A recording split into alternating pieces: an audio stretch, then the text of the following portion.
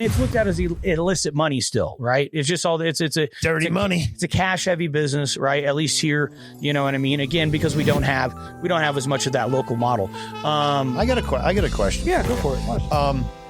What are the popular strains in your club?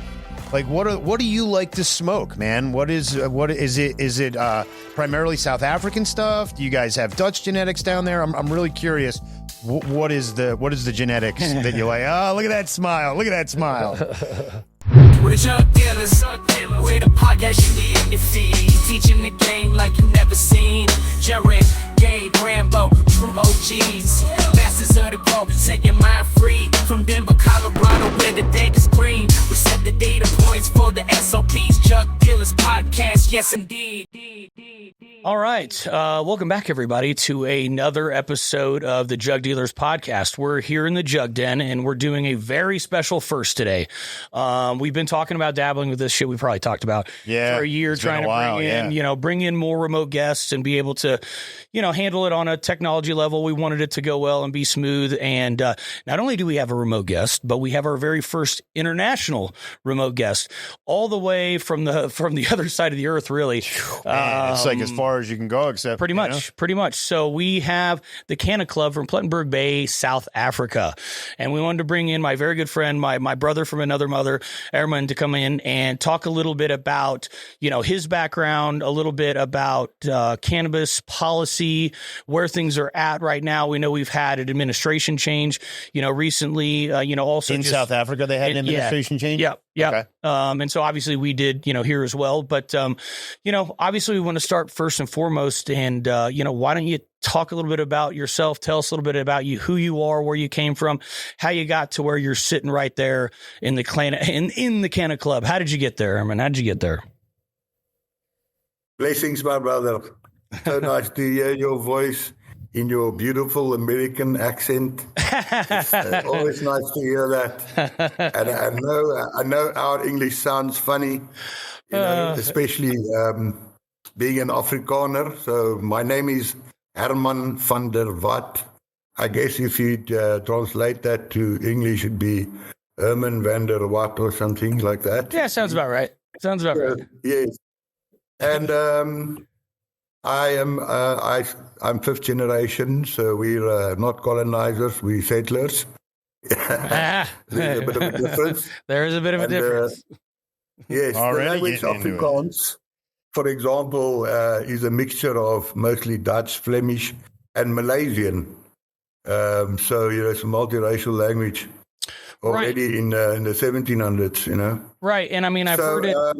And I've heard it called a couple different things because while you're on it, we might as well just touch briefly like the Afrikaans aspect of it. Number one, when I went down there, this year, I was pleasantly surprised about how, and this is going to sound, maybe ignorant to some of our listeners, but, I didn't realize how prevalent English was, and that like that, because there's so many different languages around the country, English is pretty much people's first language. Afrikaans is number two. And then wherever they're at regionally is going to be number three. And that's typically kind of how it goes, right? Correct. Yeah, English. I'd say is prevalent throughout South Africa, and the next would depend on in which province you are, basically. Yeah. And Afrikaans is I've heard it called Dirty Dutch or Kitchen Dutch or whatever, and or something like that, but a shortened form of Dutch, again with some of the other influences like you're saying. For example, in Dutch it's dank u wel. Is thank you, where donkey is thank you in Afrikaans. So just a very little. It's so funny because there are so many Americans, you see it at the ski resorts a ton, who mistake South Africans for British or Australian. And I grew up with a British guy, so it's not even close to me. But it's funny because you didn't mention Great Britain in any of those countries. Right. So back to you. So obviously you are again, a settler, somebody that's been there fifth generation. This is your home. Yeah, just for the sake of completeness, to complete the history, the English decided to colonize the Cape. That meant the Afrikaners didn't like it much, and that made them do the ox wagon tracks into different places, which started racial wars and things like that. And then they found diamonds, and the English wanted that too. And so it ended up with the Anglo-Boer War, which ended up with great atrocities where close to 70,000 Afrikaner, Boer women and children were murdered in concentration camps, and almost 20,000 Xhosa also were killed in that war. Wow. So there was in all the time that I grew up, for example, there was great animosity between Afrikaners and English. Not blacks, but Afrikaners and English. For example, there was that sort of thing. Nowadays, it's not prevalent anymore. It's too long ago. Sure. You know, but I can remember, for example, and it's actually the irony of it, you know, if I say to you, I'm a middle-aged, straight white Afrikaner, then the worldwide perception of us is I must be a racist and a fascist and or whatever, you know. But if you get down to the truth of it, I was 21 when my grandmother said to me, I can much rather marry a Xhosa woman than an English lady. If you'd believe that. Because she was 4 years old when they escaped the concentration camps. And they were protected by Xhosa men for almost 2 years, wanting nothing from them, just because they had a good relationship before. Incredible. So there's that sort of history in every place. I think that you only get to know when you spend some time really with the people. The South Africa that we see today is especially after the latest elections, there's great hope. Before, there was great fears, especially for South Africa going extremely towards the left, which would jeopardize things like property rights and that immediately. And it would turn South Africa into more of a communist socialist country. Now with the government of national unity, there's a lot more hope. I see the rand is recovering. We have some serious problems in our country. We have great job problems, joblessness, especially in terms of the 18 to 26-year-olds, the young people, black people. There's no jobs for them. Right. You know, our economy is after COVID and after the electricity problems we had, and also the ANC really stole a lot of money in many different forms. Right. I'm not speaking something that's not well known here. Sure. It's not conspiracy theories or something like that. It's well known. And, you know, there had been other groups like the Guptas and so, which really ruined the country to a great extent. But we still have hope for the country, and this shows that we can all get together. The Mandela concept of a rainbow nation is alive, and there is a lot of people like myself who dearly love South Africa, all of its people, all of its plants, all of its nature. You know, of which there is not to love all of that. And that, you know, for me, one of the things that I really realized when I went down there is not only how much the diversity is, but how much will kill you down there. You know, I mean, it was like I was going down the road one time and I was like, oh, you know, I need to. In fact, we were coming out to your guys' spot, and I was like, oh, I need to take a leak. You know, and normally, you know, there may not be a gas station close, or you just pull over the side of the road, take a leak, no problem. Did you run into a cobra or something? No, well, no, they were like, not here, and I was like, why not? They're like baboons. You know, I mean, it's a wonderfully raw place. And like you said, you know, the aspect of people saying, look, I've been here a long time. I have a lot of pride from the state and the tribe and the people that I come from and the land that I come from. And I mean, as far as that goes too, I mean, and maybe we can speak a little bit on this, you know, agriculture is a huge part of South Africa and their economy, right? I believe that's one of the main exports is agricultural exports.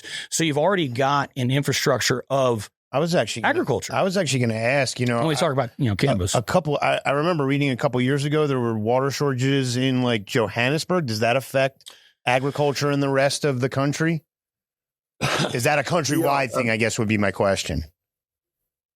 Yeah, so in terms of agriculture, South Africa is quite an arid land and doesn't have all that much water, but it does have good agriculture, especially in specialist things like nuts and things like that, soft fruits. There's and wine and grapes and things like that. Where we have a huge shortage is small-scale high value, especially where we can get our communities involved. And that is one of the aims of the whole cannabis movement, or should be. In our case, it definitely is. We want to see the communities get involved in small-scale high-value farming, where cannabis would be one of the lead ones. But over and above that, we have many other traditional herbs, especially here in the Western Cape, that have been known for eons for their medicinal properties, that can also be highly valuable and get communities into some sort of salvation. So it is important for us to protect that side of it. Sure. You asked me earlier about Plettenberg Bay. I want to elaborate just a little bit of that, please, before we get into the South African situation.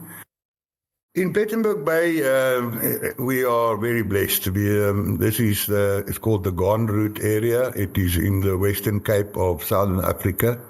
What makes it special is it's the second most moderate climate in the world. It is winter, summer rain. So it is really special place. It's only second to Hawaii in terms of the moderate climate, And that allows us as growers to have, but we have good soil. It's not Hawaiian sand.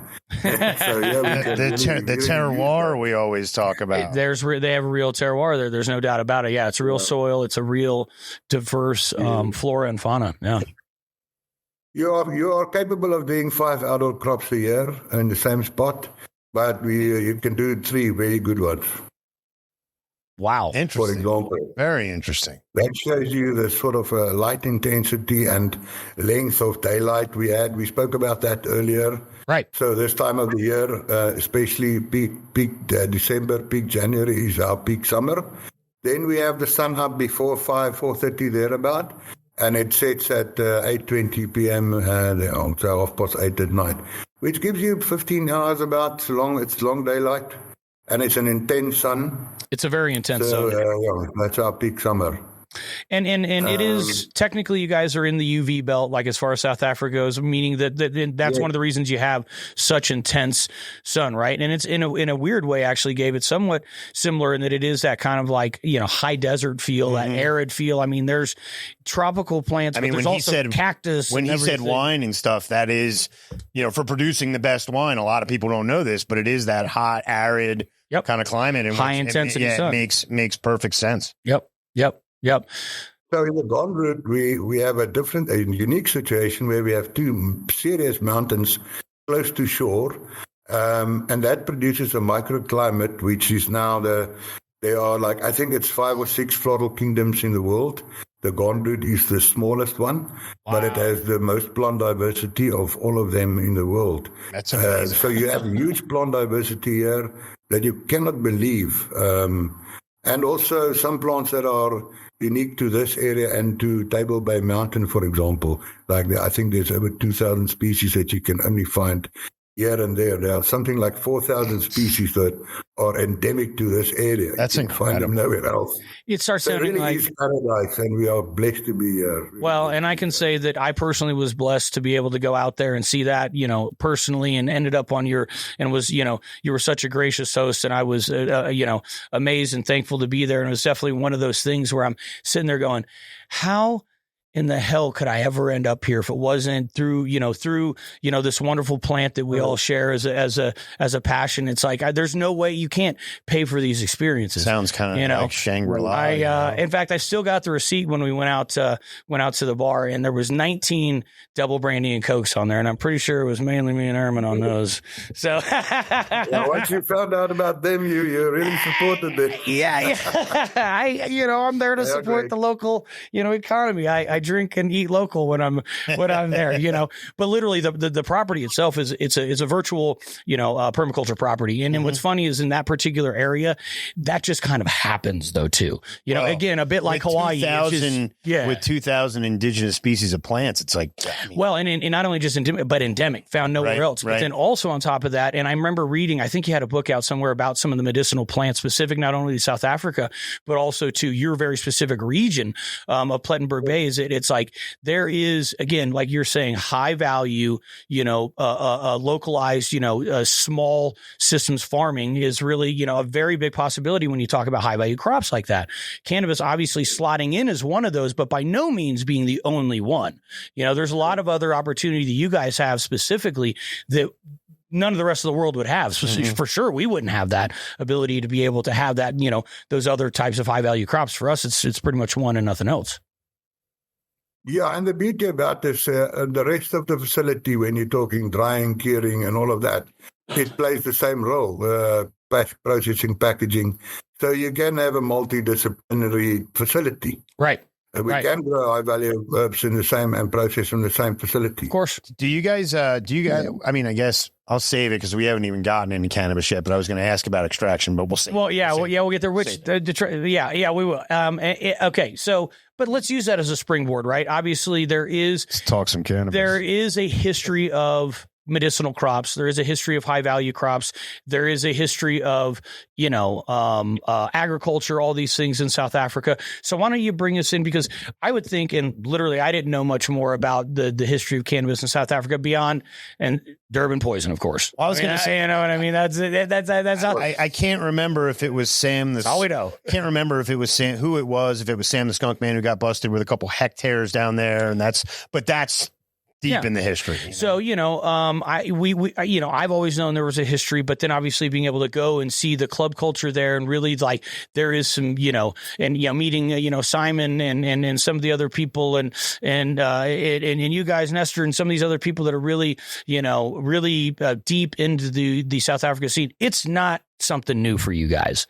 Cannabis is something that seems to be, something that's been there for a while. Can you speak on that? Maybe? You look like you've been smoking cannabis a little while. I'm just going to say it. Before we go there, I think let me just say, please, it's really an honor for us to be invited on your channel. Really, it is. Ever since we met you earlier this year, we've been following your channel and putting it out on our channel. We've had great response. People love the work you guys do. Thank you very much. You really are, I think, the prime educational channel out there.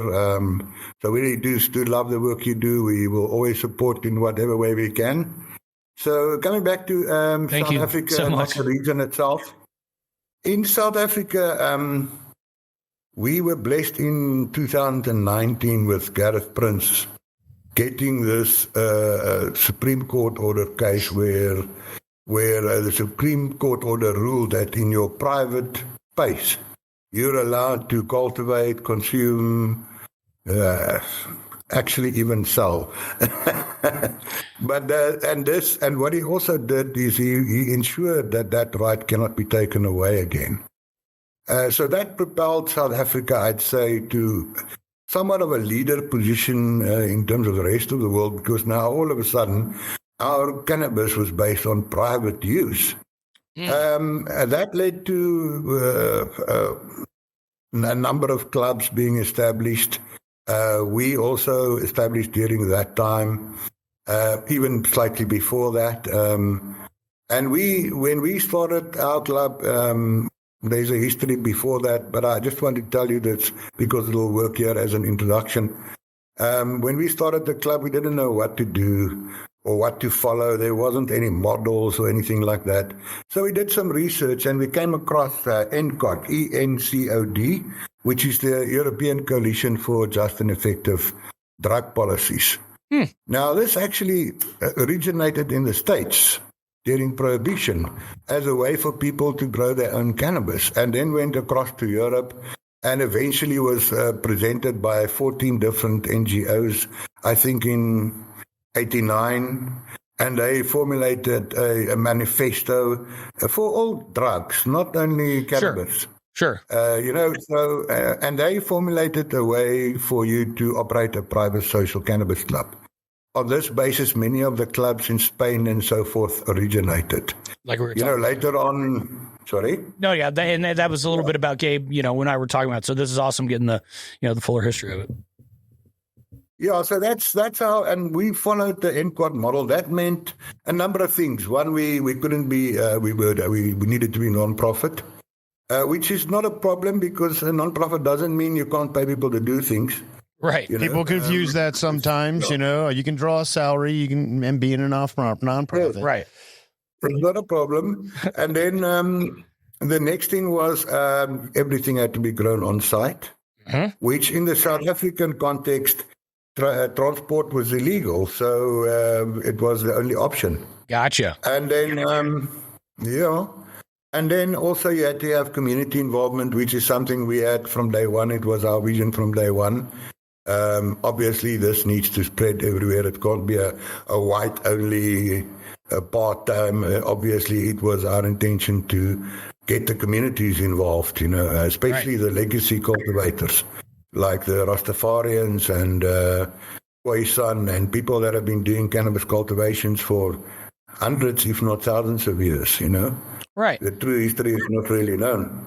I was going to say on that note, when you're talking about the Rastafarians and some of these people that have been doing it that long, are there regions in South Africa, kind of like we have Humboldt, we have these certain areas where historically they, kind of like you have for grapes, are there areas where you guys have historically cultivated cannabis for quite a while? Yes, there are historic areas like the Amapondo people, which you will find in Transkei and lower down. They have historically cultivated cannabis, I think, for over 500 years. Wow. At least, if not longer. That is awesome, dude. That is awesome. The Rastafarians have been cultivating forever. I think they're the ones that have carried the flag and the spear mostly. No surprises there. Yeah. And then our first inhabitants of South Africa, the Khoisan Nation, they smoked cannabis. There are evidence from the earliest days that they were smokers of cannabis and other herbs, but they utilized cannabis. Even in the days of when the first settlers arrived, they found pipes that cannabis traces can still be found. Incredible. No kidding. Incredible. Yeah. So quite possibly some of these people that came in and, settled 500, 1,000 years, some of these tribal people very likely brought cannabis with them even. So it's probably beyond them even. They didn't come here and necessarily find it and start selecting it. They most likely brought it with them. Right? Yes. I'm not someone that knows the strains very, very well, but I've been told by someone like Simon Strain Hunter that they can follow the strains all the way down as it had been brought down, how the strain just adapted to its own natural area. Like in Pondoland, we have these very, very special sativa plant. Some universities have done research on it, and it shows high medicinal use especially for breast cancer. Amazing. Amazing. Yeah, there's a unique terps. Interesting. Yeah. He said unique terps. Yeah. My guy. Well, and what's been interesting is you guys have the genetics. I feel like what we've been able to do here in the U.S. is try and take that, whether it's extraction processes or breeding practices or things like that. We've had the opportunity, I think, to kind of accelerate the progression, not only here, but around the world, even coming down and seeing what you guys were doing with some of your different extraction techniques and stuff like that. It was like, oh yeah, dude, they're definitely watching, they're definitely learning, they're definitely, taking it, but then also doing it, the South African way. And, which is, it's kind of like, it's kind of like biltong. It's just nice and natural. You know what I mean? Just hang it out there and let it happen, Yes. And we had the Growers Bible from day one. So we're following Frenchy Cannoli, and nowadays people like you, Yeah. But again, I look at it and what's, I think, so cool to Gabe and I, and really a lot of our listeners is, that deep history, our history really, our history in the U.S., much less our history with cannabis in the U.S. is, quite limited in comparison. It's a little, as far as we know, it's a little over 100 years. Right. Right. Most of it was prohibition based in the 1920s and 30s, where it wasn't, as far as I can tell, I don't think it was a tribal thing as much there was a lot more other things that they were into. But as far as cannabis, whereas I think the oldest cannabis in the world they found not too long ago was like 5,000 years old. And I want to say it was maybe in Ethiopia. I was going to say Egypt, Ethiopia, something like that. And again, even I know that Simon has done a lot of research in, like, I think Bangi is one of the terms for it, specifically like in the Congo. And obviously you do see, and that's what's so interesting about cannabis in general, is that the word cannabis is one of the oldest unchanged words in language, period. And the reason being is it was, no questions asked, it was a traded commodity product. And so it's exactly right. It was currency. It was currency. And so, but Gabe, if you and I, or Armin, you and I don't speak the same language, but we can both say cannabis, we know what this is and we can agree what that is. Well, we can do business together. Right. And that's why you can't have, because even, slang terms between South Africa and the US, or even slang terms from generation to generation, are so different that it wouldn't take long at all for a word to just straight disappear. You know what I mean? So I've always found that, literally, they can find that word, basically as long as written language has been out there, which is, somewhere around 4,000 years or something like that. So, we know what we're dealing with is ancient. We know that these cannabinoid pathways are we have, as we've discussed, we have receptors in our body for a reason. Now, so obviously, we've established a little bit about, where South Africa's cannabis culture comes from, and it's deep, but also the decision to say, hey, I'm going to interpret the law this way. That's not the only way it's being interpreted, right? There are, because there's not a law and it's an interpretation of the law. There are other people doing it a different way. Now, by the way, I've always loved your guys' club model, and that's one of the reasons I think we clicked right off the bat, is that, it's much more of a community-based model. There's not, it's like, oh, I have to grow it on site. Cool. That was the plan anyway. You know what I mean? Like things like that. And obviously with transport issues and everything else, you're putting yourself in a lot more of a risk factor doing some of the other models, but that isn't the only model, the only, either legalization or even club model, right, in South Africa? No, definitely. There are many different club models, and most of them function on a shared base, and most of them function with off-site cultivators or cultivating members, and then having fully tracked and traceability and things like that. Sure. And that becomes very complicated for these private social clubs.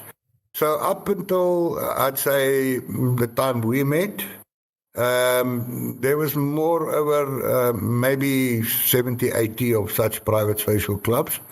And then during the time that you and me met, you gave us a couple of messages. One was to stick true to the plant. The second was to resist the monopolization of it and the different models and so forth. And, those words came to be very true. We had to take some very difficult decisions in that time, and we were guided by that also because it is what we stand for. What's happened in South Africa in the meantime is some of our dispensaries that have offset agreements have formalized Section 21 groups and have started like grow shops almost in every town. We have a list of over 700 clubs now. So they've just popped up everywhere, and they are getting their weed, obviously their product from these facilities that are supposed to be exporting. Right. So our position on that has always been very clear. We support facilities that export. South Africa needs the money. We need our product to go out. We need our growers. We need the big picture. But we do not support facilities providing straight into the areas, because that will kill the commercial market. I mean, not the commercial market, the communal operations. There will be no communal operations if every cultivator has to register and form. So what you want us against is it's a big threat currently happening in South Africa, especially from our government side. If I have to say what's the good, the bad, and the ugly, the good we spoke about a little bit earlier. We had in 2019, we had this privacy finding. And now recently, 3-4 months ago, the Privacy Act was established. So that's beautiful. That allows communities like us to cultivate. It allows even structured transport. So the minister must now come out and say, what is structured transport? Is it 1 kilogram? Is it 50? Is it 1 gram? Is it in an armed vehicle, or what is it? Right. But they have to define it. Then obviously the government are being lobbied by special interests all around to try and conform to the Western model, the known model. And it's very tempting because of the tax they've been promised and so forth. And also the fact that they do not know how to manage private social clubs or have them funding to establish departments to do so and things like that. So yes, private social clubs in South Africa, we're even though we're in a safe-ish spot at this moment in time, we are in great need of working together and in formalizing, especially self-regulating frameworks that and getting together and speaking in one mouth, stop all the division, and so that we can be taken seriously. Otherwise. We're definitely in danger of going the same route as the rest of the world, and that's what we'll try and oppose as much as we can. And for now, I'm still very confident that we can do so. We have recently formed the Cannabis Club Collective C3. Excellent. It's very new. We'll be talking more about that. But the whole reason for finding that is to get clubs together to fund things like research papers and things like that, reduction research papers, and to assist self-regulatory systems that we can use to show the government that we can seriously coexist with all the other models. We know we're going to have a dispensary model. For medicine, we know that it's going to be in every town, just like you have. Right. And we seriously also do not have a problem with that. But that will take most cultivators out of the market like it did in America, because now you have to conform to SAPRA, which is the South African Health Regulatory Authority. You have to conform to those rules, and that's the same as having, a proper licensed facility. Yeah. So quick question. Do you need a medical card to be a member of one of these clubs? No, you just have to be a member of the club. You could now. Can you be a member? Can you be a member of multiple clubs? Yes. Okay. Yeah. And, okay. Yep. And so, and just to clarify for our listeners just a little bit, I didn't realize there was such an actual SAPRA GMP model. And right. And so after going there and seeing it, I'm in complete agreement with Herman that I want the community-based approach for the local clubs, right? If there's going to be medical, absolutely, that's fine. Although very interestingly, and you said this, but you kind of went kind of fast by it, even though for me, I think it's rather significant, is that they did it on essentially a private consumption model, not really rec as far as like definition. It wasn't, they didn't call it recreational, and it wasn't on the medical wave, which is basically how we did it. We didn't really do it on the club model. We didn't do it on the private consumption model. Now we obviously see at this point, it's starting there, but it is just like you said, it's going to go into medical. These things are going to be there. And medical will definitely do, what it's going to do. But again, depending on how open that is to getting med cards, things like that, again, I very much believe in the structure of the community model. Now, SAPRA, technically the GMP stuff is supposed to be 100% export right now. Now, I think that's a little bit, it's supposed to be, but I don't know if it's always like that. And you guys are mainly exporting to like Europe? Any Thailand? The facility I was in specifically was 100% Australia. Australia. Oh, wow. And it was 10-gram jars. It was very specific in the packaging. Oh, that's whole thing. cool. And dude, this was a massive facility. I mean, it was. I remember you telling me about that. In the middle of I remember you telling me about that. Which, to Herman's thing, this is a massive. Yeah, you taught me like this is a massive 40,000, 100,000 square feet. Oh, it's massive. But as far as the employment opportunity for that town, which is, I mean, this is dude, you're getting off the beaten track a little bit. It's a couple hundred people, yeah. And there's not a whole lot of money and a whole lot of opportunity in this town. So, for them and having this, and you see a GMP facility pop up out of the middle of basically nowhere. I was a little bit like, whoa, and all their own generators, their own solar array. I mean, because one thing you also mentioned was the electrical problems. I had never heard of load shedding, right? That's a real thing. So it's literally, I mean, it's shedding the load off of the electrical grid, right? And it's like, well, sorry, for these few hours or whatever, you don't get it or you don't get it or whatever. So, these are also real issues when you talk about trying to. Is this place, is the place that you went, is it glass house? Is it completely indoor? Full indoor. They did have some glass houses that were out back, and honestly, they look beautiful, the stuff under glass, but they also had, 200 or 300 lights, fully indoor. Mm-hmm. Yeah. Okay. Yeah. So you do have it all, right? Right. You've got this, okay. You literally have in South Africa anywhere from like the land race, truly uncultivated, natural, like it's just out there type stuff. Yes. Yeah. All the way to GMP, which they're named for, SAPRA, and everything in between. So, could we define GMP just for some of our newer listeners? Sorry, that would be it's something means process, but it's basically what it's general. It's a standard. GAP, General Agricultural Process. That's expected. Yes.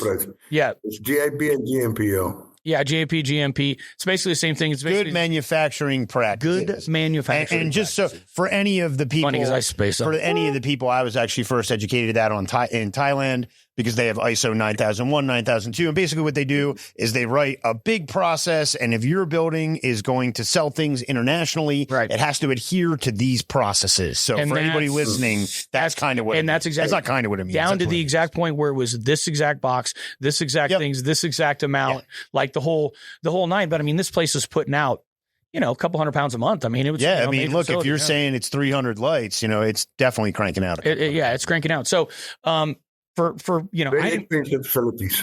Yeah, and just to conform to that is very, very expensive. Oh yeah, no, I've operated commercially in some huge facilities, anywhere from like 20,000 square feet to 220,000 square feet. But imagine that's acres and acres. But imagine having to order everything 3, 4, 5 times, because what it takes you to get a week, it's going to take them 6 months to get sometimes. And that's actually something that a bunch of my African friends have kind of educated me on, and that's what Africa problems. Or it's Africa. That's Africa. You know what I mean? That's that was kind of the sometimes the light was out. Oh, that's Africa. Your flight got canceled. Yeah, that's Africa. You know what I mean? You got to kind of get are a little different, used to it. Well, and again, so let's go over this real quick, because this is funny, because I was thinking about it. So now, just now, and now. What are the difference in that? What? You sound like a cat. Throwing a wrench in there. So it's like, I'm like, wait, what? Just now, and now. Those sounds the same? It's not. Just now and now is basically the same thing. If your kids bug you and they want you to do something, you'll say now or just now. It means you actually hope they're going to forget about it, but you will do it. Might have to hijack that. Yeah. Slang. Oh no, that's lovely. That's absolutely lovely. So no, I think all the opportunities there. I think you have real cannabis warriors that are still going on. And that was even a discussion that we had, at Wacky Woods, was just like how so many of our pioneers, really are, I mean, quite frankly, 6 feet under, you know what I mean? We, a lot of our, and then it just, you didn't need that kind of, that person that's the one person holding up the fist, because with the legalization we've had, which, legalization, I'll say it like this, because, we still don't have. Still federally illegal. It's still Schedule 1. And we still have banking problems, and we still have transportation problems. And even if this state would like to buy more and this state has a surplus, we can't link that up. There's no interstate commerce. You know what I mean? And I think, honestly, one of the big things here too is, for what the legal market does in the United States, the black market does the exact same amount of business. So if we do $30 billion a year on the regular market, we do $30 billion a year on the black market. And I think that's something that's it's pretty unique to the United States, man. It's crazy. Well, and I think, as different states. Something. Yeah, please. So you guys also have gone through an election recently. Yeah. Mm-hmm. I don't know how safe it is to talk about that. You can edit out what you don't like. But, Trump has said some really good things about that problem, the Fed problem for cannabis, if I'm not mistaken. You're definitely not mistaken. And if I'm being honest, when you look at somebody, obviously when it comes to finances and money, he's definitely interested is what I'd say. And so I think that he understands is acutely aware of the banking problem with cannabis and knows that, obviously if you're talking federalization, you're talking about taxing, you're talking about all these things.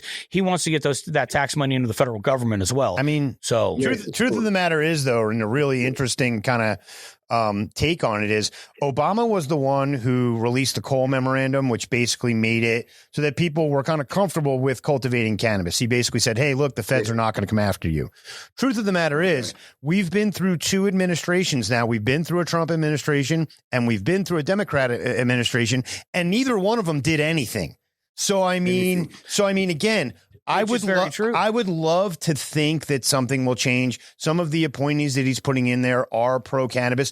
But again, truth of the matter is, both parties had 4 years to do something, and they did absolutely devil's nothing. Devil's advocate. We have more states that are legal since then. So that I will play devil's advocate on that. And like now we're at nearly, half. Well, so they over half is rec, and I want to say somewhere high 30s is medical. And from what I understand, there's a little known constitutional law that basically means if you go over half, it's not legal. We've discussed this, but you have to deal with it. So it will and is going to be dealt with.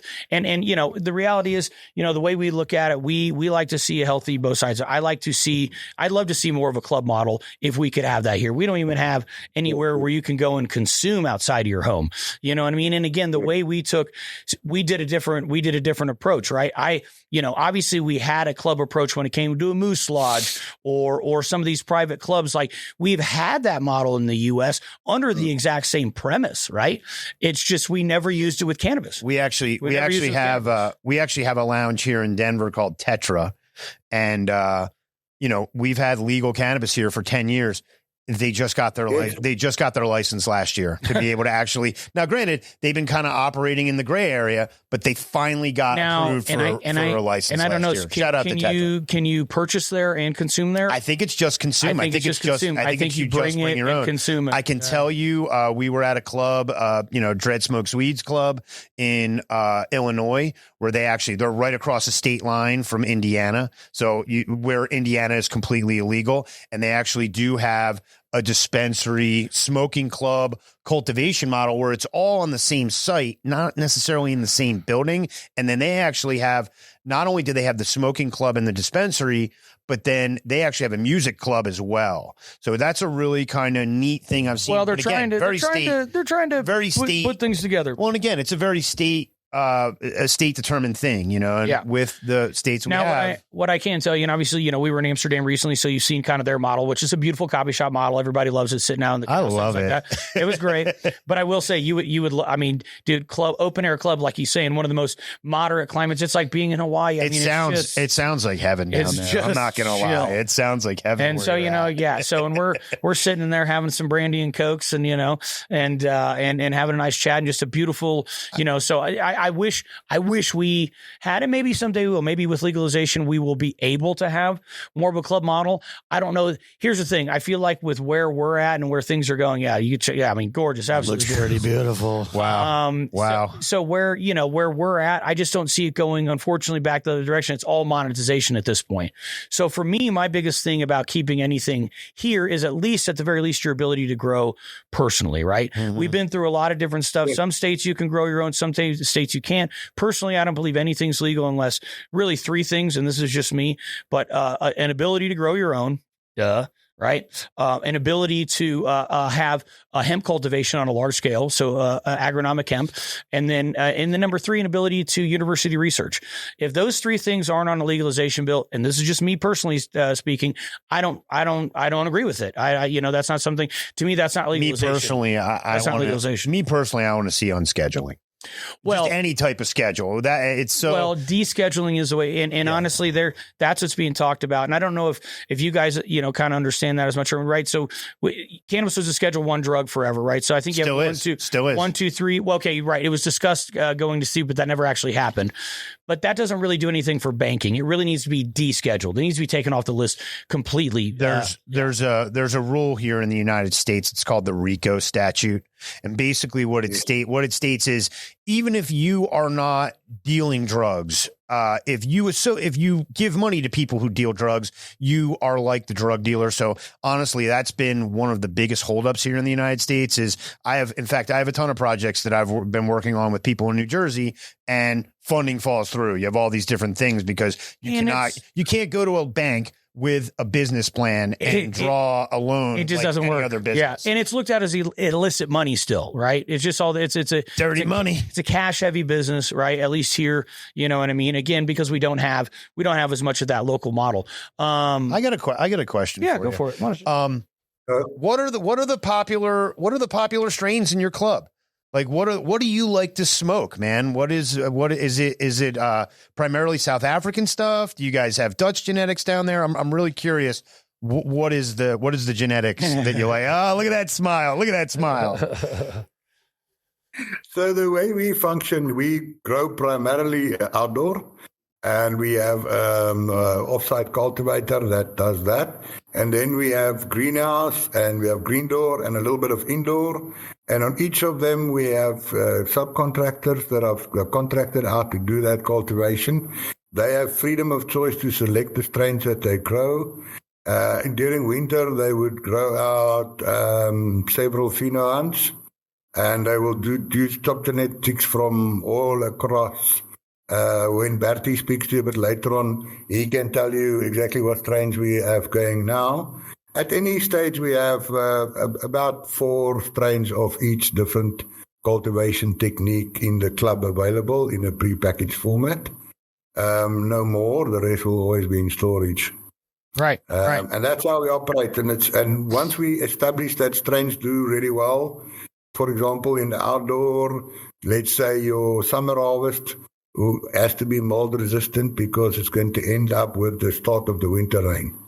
And you're going to have mold problems if you don't lollipop and if you don't have resistant plants. So the cheeses here are very popular. Excellent. I just got some cheese from Nicotine. I'm about to put it into flour. I haven't grown it in probably 8 to 10 years, and it is she is my favorite. Dirty little beast, man. Honestly, that was one that was like one of the plants that got away from me. I have it if you want it. Bro. Well, I got it at the house. I have to take it, but no, I will say this, and just to kind of answer too, having seen not just at your guys' club, I've been in a couple other clubs, and of course, I was the judge at the Cannabis Cup. Man, you see a little bit of everything, dude. Mm-hmm. You definitely still see Durban. You see a lot of some, South African, more land racy outdoor, That's good. Then you see, and I saw some modern American genetics. I saw a little bit, of everything. And I saw, really there's a little bit of every technique too. You know what I mean? Obviously a lot of outdoor, and man, I'll tell you what, you can grow some really beautiful outdoor. I bet you can. Really beautiful outdoor. Hopefully with opening things up and being able to do research is, again, we have these cannabinoid receptors in our body. And, I was talking to someone the other day, and they were talking about how cannabis should almost be like a supplement because our bodies wouldn't have these receptors in them if there wasn't a benefit, a connection there, and there wasn't a synopsis. Yeah. So, I think it's one of those things where once we're able to start doing research, this is, I think, one of the biggest things. And we just did an episode on terpenes and, the different effects in which, this is a plant that really improves the quality of life. When you talked about the Rastafarians earlier, one of the foundations of Rastafarianism is that it is here to make our lives better. It is here to bring people of unlike minds together. It is here as a plant that was provided by Jah to help people out. So I think that's something that's very, very important. And hopefully we can start to see that more with less regulation. So before we get out of here, let's pull up. Can you pull up the website there, Josh? Let's just, for all of our listeners out there, you can see, who these guys. You want to learn a little bit more about them, exactly where they're at. I know you guys have some stuff up there about the model. I think it's great that you stuck with your model, and I think when it comes to, some of the police regulation and stuff like that, I think you guys are sitting in a relatively good position, especially with a lot of these cowboys out there, creating a lot of other targets aside from you guys. So that's good. But yeah, check the guys out. Check out the website. Follow them online. Let's see. What are you guys on Instagram? You guys are on Instagram, right? Facebook. Sorry. Facebook. That's right. We're more of an Instagram. Cannabis is more of an Instagram thing. Facebook is kind of more global. Yeah. Yep. So the Canna Club Plet, I believe, on Facebook. Is that right? Yeah. Yep, the Canna Club Plet with 2 T's. Canna Club Plet. Thank you guys so much for coming on. It's been really an honor, a pleasure. Educational on our end. You know, it's something that, and I know that we're going to talk about even a little bit more, some policy things and stuff that's going on around the world that some questions that Bertie's got set up for us. But as far as our podcast or this segment goes, thank you so much. I look forward to getting New Millennium into South Africa. I'll be watching. I'll be out there for the Cup. You're going to have to make some trips to all those new grow shops. Well, I know. I plan on being out there in May, and I plan on coming out, staying a couple of days at the property, and just hanging out and soaking it up. So thank you guys so much. Thank you so much. Thank all of our listeners so much from the Jug Den. Until next time, we'll see you later. From my side, I want to also say a thing or two before we go. Please. If you don't mind. Of course. Can I? Yeah. Thank you. Say whatever you need to say. Darren, it's been an absolute pleasure talking to you. I met you earlier this year, and you said such beautiful things about me on your podcast. I have to reciprocate and tell you also a little bit from my side. The minute I met you, I felt that we'd done some great things together in some previous life. I felt that I intimately know you, and one thing I'd like to do is to spend some more time with you if it's possible. I'd love to spend some time in America. I think it's one of the greatest places on earth to be. And so many great things have been created by Americans. So, yeah, I really do hope that all of that works out. And it's always a pleasure if we can do anything for you guys. You're always welcome. Thank you very much, and blessings to your viewers and to ours. Thank you. Yeah, no, thank you. Thank you so much. That's the kind words. You guys are incredible people. I felt the same way. I felt an instant connection. I felt at home, even though I was very much across the world in a very foreign place. You guys made me feel at home. You guys made me feel like family. You and the entire crew brought me in like family, and I can't say thank you enough. And it truly was a special time, and we will spend more time together. Like I said, I'll be back out in May is the plan.